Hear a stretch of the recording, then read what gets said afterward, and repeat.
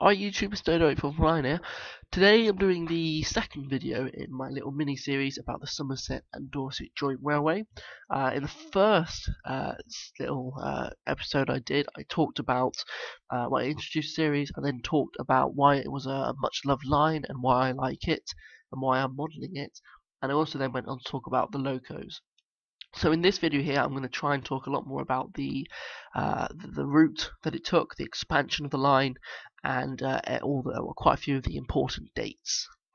So let's start off with the. I think we're going to start off here.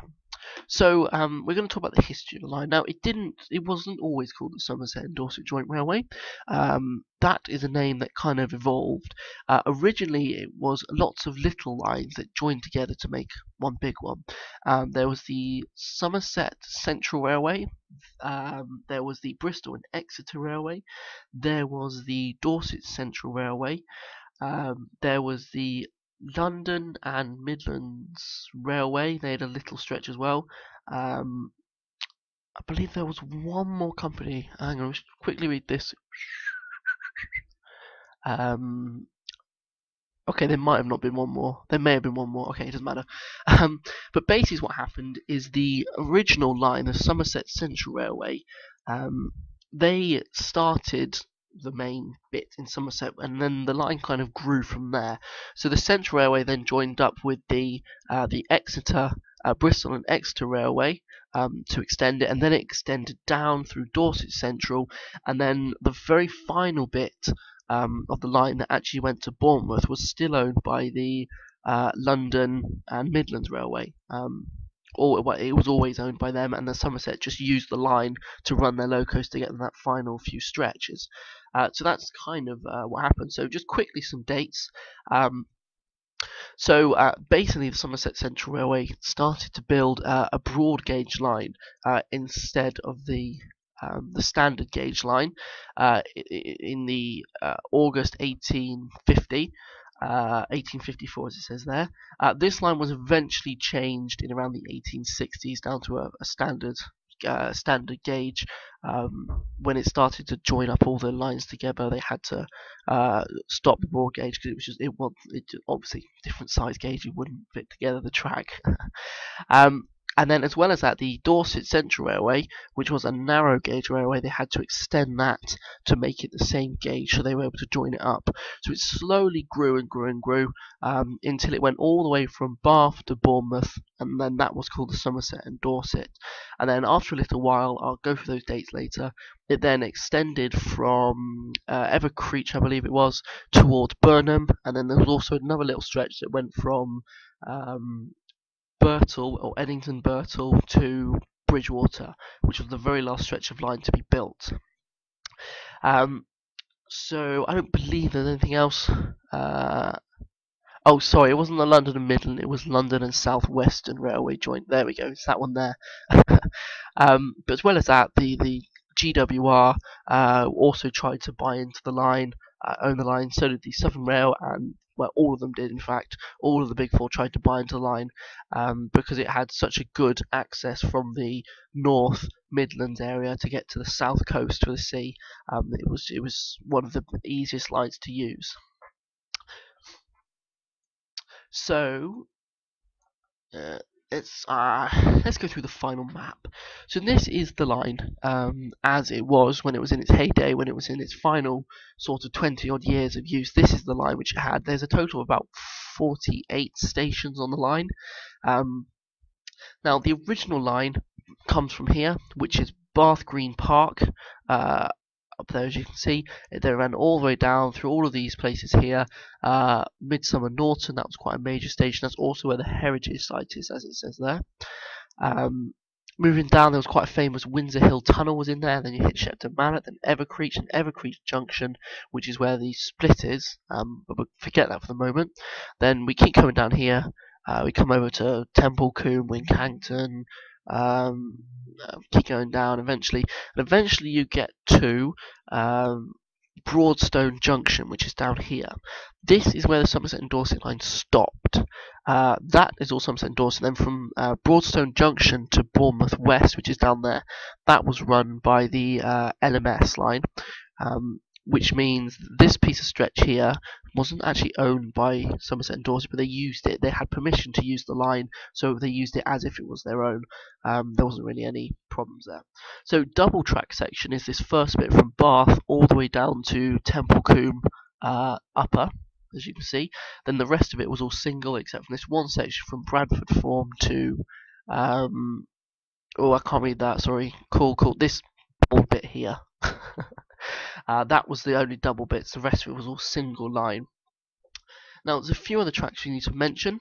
Up here we have the GWR line that goes through Bath and Bristol. We also have a GWR line that runs here through Burnham, Highbridge, Bridgewater and down. Down the bottom here we have LMS. I believe one of these two here are LMS and the other one is GWR. So as you can see, it had lots of crossings where different companies crossed over the line, as you would expect. So after this main bit had been completely built, they then moved this way across this sort of bit of track here. They went from Evercreech Junction all the way up to Burnham-on-Sea. Was that piece there was built in, which again was another holiday route. As well as that, it was able to get to the Burnham-on-Sea port, the Highbridge port, to get rid of, well, stock and goods and so on.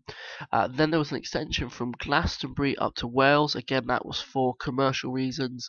There was quite a few factories and so on around there.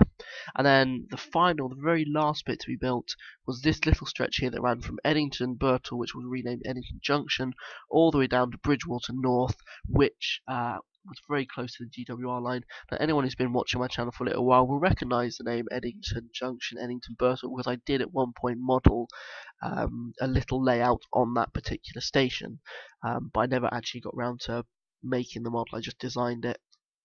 So anyway, that is the basic layout. As you can see, I'll just give you a rough position of a few towns. You've got Bath here, you have Bristol up over here somewhere. Scooching down a bit, we've got obviously Bridgewater's down here, Burnham, Highbridge, Glastonbury. That was quite a big place. Temple Combe, Evercreech, Shepton Mallet, and then I don't know any more further down. Obviously, I live in that area, the northern bit. But anyway, and then we've got Bournemouth and Poole down the bottom here. Where's the page I'm looking for? No, it's not that one. Sorry, there we go, that's the one. Authorised and opening date. So this is the dates when it opened, and then I'll go on to the closing dates later. So Highbridge to Glastonbury, the main line was built, and then we had Highbridge to Glastonbury. That was a little section, as you can see, that was owned by the Somerset Central, Somerset Dorset, sort of a mixture of all of these. But this is the main Somerset and Dorset line here. They went from Evercreech Junction to Bath Junction, and that was opened 20th of July 1874.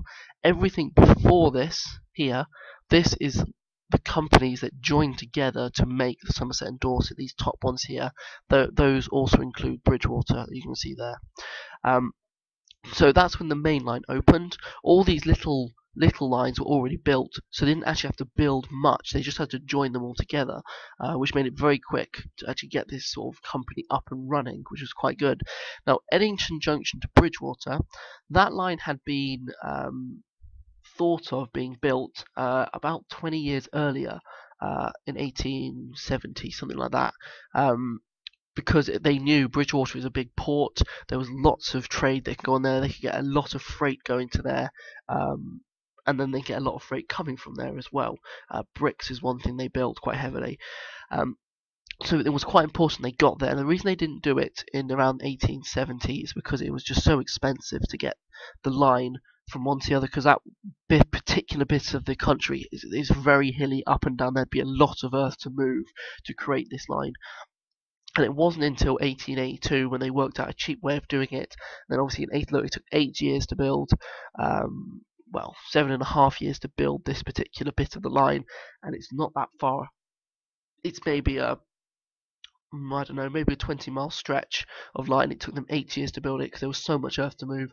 And if you drive around this particular area, you can see where the track used to go from the cuttings and raised bits and stuff. I will try and get some pictures of those particular areas, and I'll try and get some more pictures of any other bits of line that I can show you. But anyway, so that was quite an important route, which they did eventually get, and they got it up and going. So lines which passes, what I mean, there was quite a few lines that lines over which running powers assisted. So these are just some other lines that that they had sort of permission to use, and as you can see, Broadstone to Poole. That one there is one line which they had to use to get right to the shore. Poole to Bournemouth West, that was another one so they could get a little bit further along. Bath Junction to Bath Green Square. There was two stations in Bath. Bath Green Square is what is there at the moment. It was called Bath Queen Square.